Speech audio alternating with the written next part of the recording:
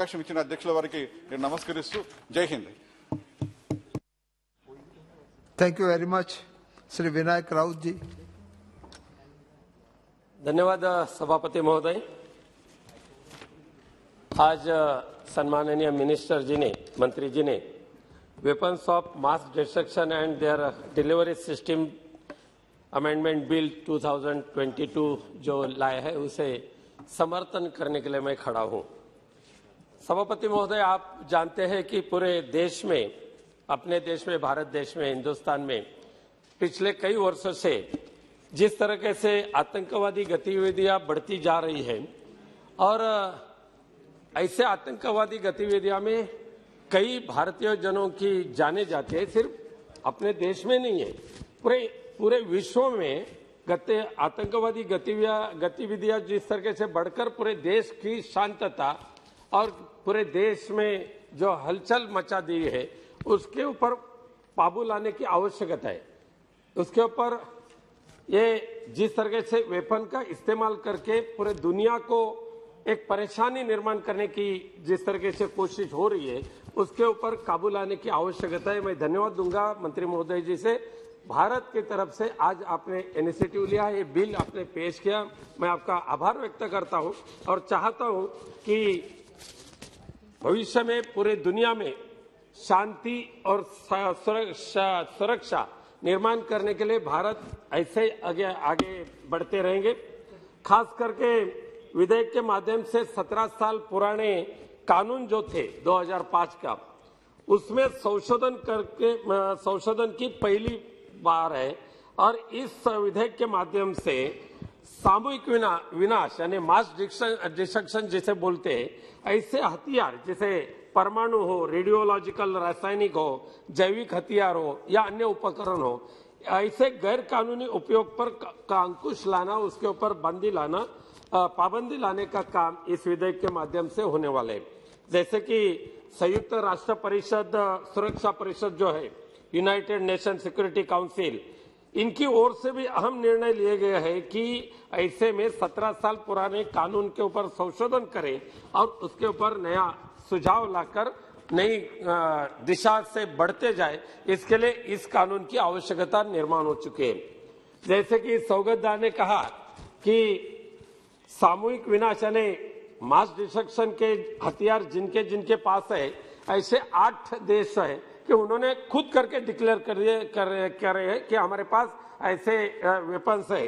और इस 8 देश में चीन है, फ्रांस है, भारत है, उत्तर कोरिया, पाकिस्तान, रूस, यूनाइटेड किंगडम और अमेरिका, ऐसे 8 देशों ने खुद करके डिक्लेयर किया।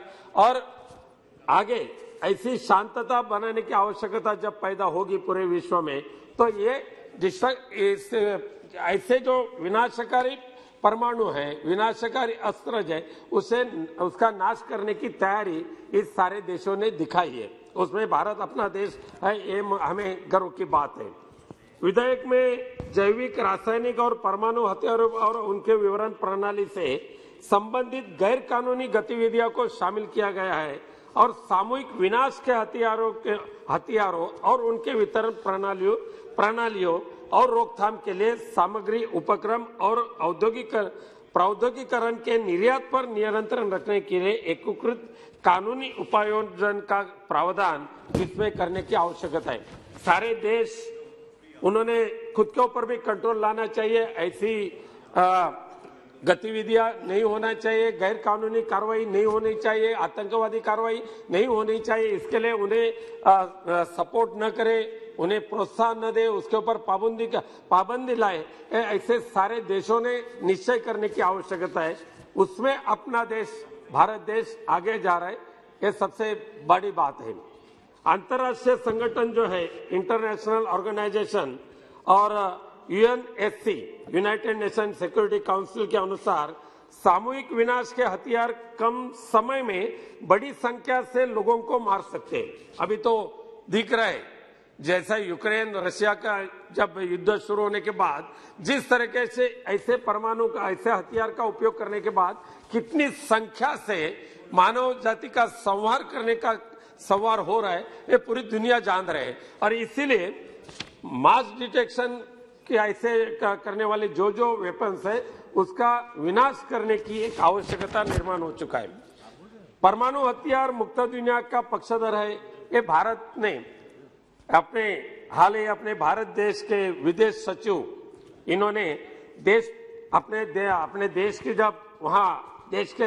जब उन्होंने प्रतिनिधित्व किया तभी उन्होंने कहा कि अपना देश भारत देश परमाणु हथियार का पक्षधर है और परमाणु हथियारों के पूर्ण उन्मूलन करने के लक्ष्य में भारत आगे रहेगा। मैं उनको बधाई देता हूं।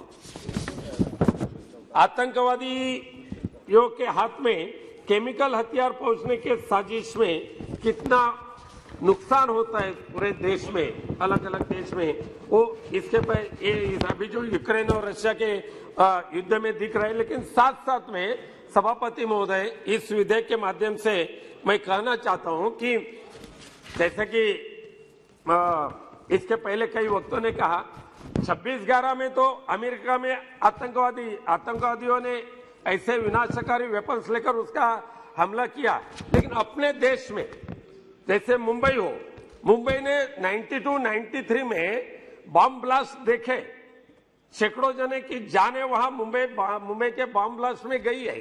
उसके बाद 26/11 ये तो बहुत बड़ा आतंकवादी हमला उस वक्त भी हुआ था।